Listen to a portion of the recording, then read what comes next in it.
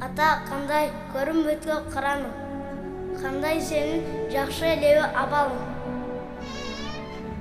Билбейм балам, эмне болгон аламат. Билбейм адам эмне болуп баратат. Уул көтөргөн келинчегим боюнда. Мен өзүңдү көрбөй калдым оюнда. Кыргыз үчүн жанын койгон атамды, оңдоп түзөйүн кайгырбаган катаңды. Кор кылбаймын жалгыз калган апамды, берип кетчи мага ак батаңды.